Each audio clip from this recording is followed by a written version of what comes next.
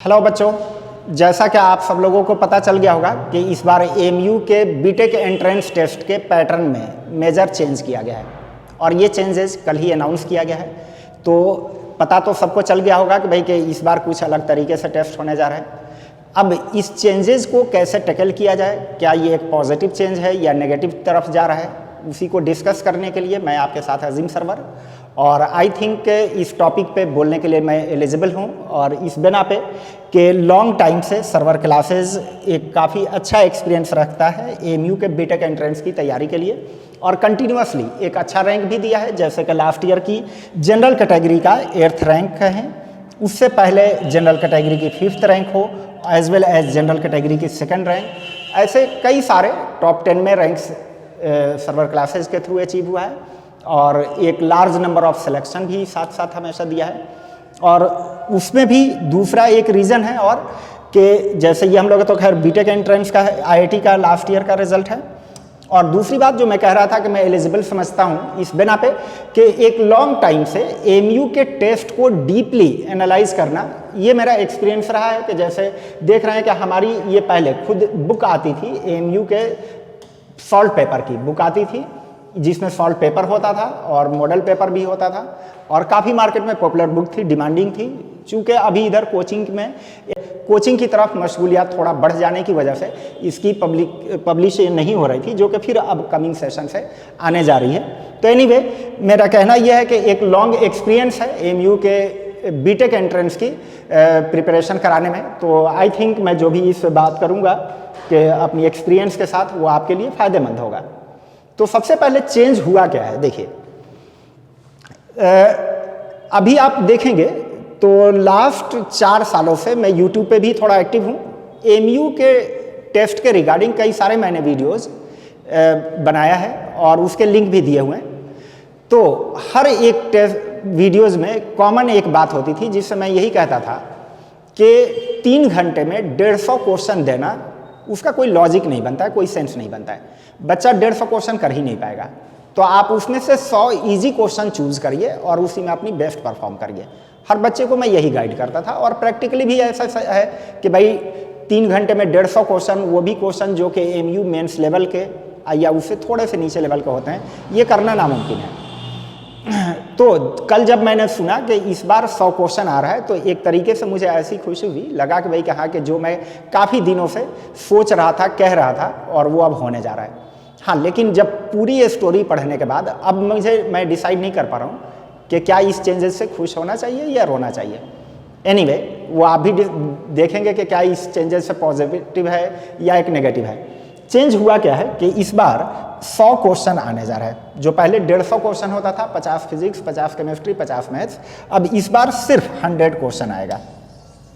और ये कहीं इसमें मेंशन नहीं किया हुआ है कि कौन से सब्जेक्ट से कितने क्वेश्चन आएगा।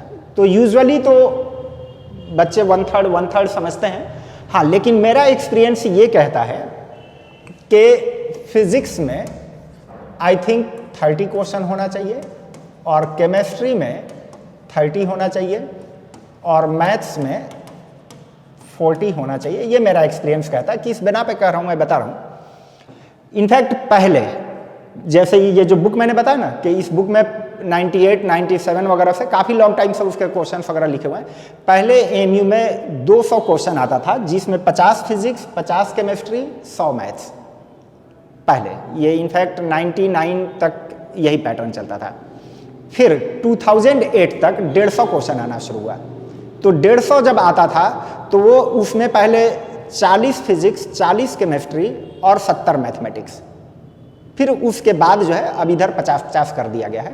यानी कि एक लॉन्ग हिस्ट्री रही है कि यहाँ पे मैथमेटिक्स की प्रेफरेंस थोड़ी ज़्यादा रहती है, वेटेज ज़्यादा रहता है। तो मेरे ख्याल से ये हमें अंदाज़ा है कि शायद इस तरीके से आएगा। और अगर इस तरीके से ना भी आता है तो क्या होगा, 33 होगा, किसी में 34 होगा।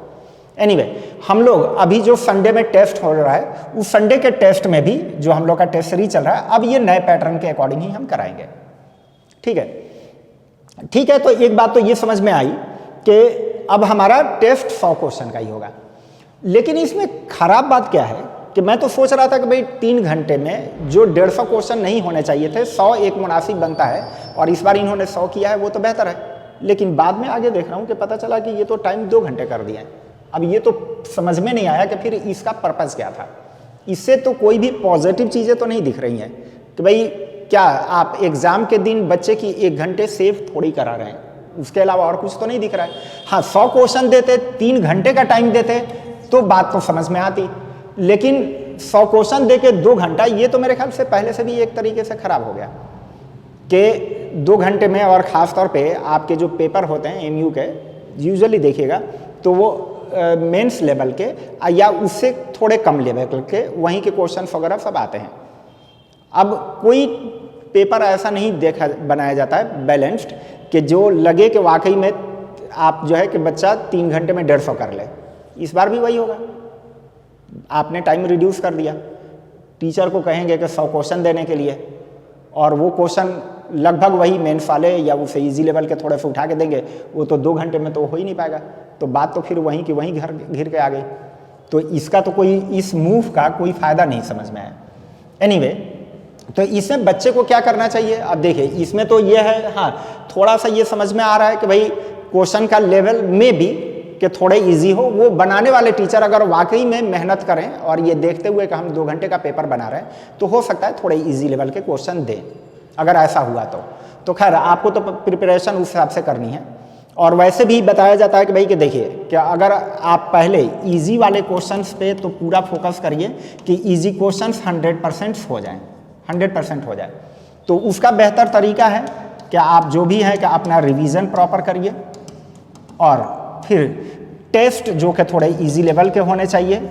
अब इजी लेवल पे टेस्ट अपना फ्रिक्वेंटली दीजिए, टेस्ट दीजिए, टेस्ट के बाद एनालिसिस करिए कि भाई कि टेस्ट में क्या आ रहा है, क्या मतलब कि गलतियाँ कहाँ पे हो रही है, या फिर कहाँ पे कौन सा एरिया वीक है, फिर उसको इम्प्रूव करिए। तो एक तरीके से थोड़े आसान क्वेश्चन की तरफ अब आपको शिफ्ट करना होगा। हाँ, हो सकता है कि अगर ये कहीं गलती से हो गया हो, बाय द वे अगर टाइम चेंज करके 3 घंटे का कर दिया जाएगा तब तो फिर बिल्कुल परफेक्ट हो जाएगा। तो फिर एक तरीके से समझिए कि इस मूव को अप्रिशिएट करने वाली बात होगी कि हाँ भाई कि एक पॉजिटिव डायरेक्शन में इसको ले गया। लेकिन ये 2 घंटे का दे देना, ये जो है कहीं से भी बेहतर नहीं लग रहा है। एनीवे, तो मैंने यही कहा कि अब इसमें ये एक्सपेक्ट किया जा सकता है कि क्वेश्चन का लेवल इजी हो, तो आप अपनी रिवीजन पे ज़्यादा फोकस करिए, क्वेश्चन के लेवल आप थोड़े इजी की तरफ शिफ्ट करिए। हम लोग भी अपने टेस्ट में वही चीज़ें इंप्लीमेंट करने जा रहे हैं, ठीक है। तो बाकी और कुछ अगर जानकारी चाहिए तो आप जो है कि नंबर है यहाँ पे कोचिंग का 9219418880, इस पे कॉल करिए और फिर बाकी और जो है जानकारी ले सकते हैं।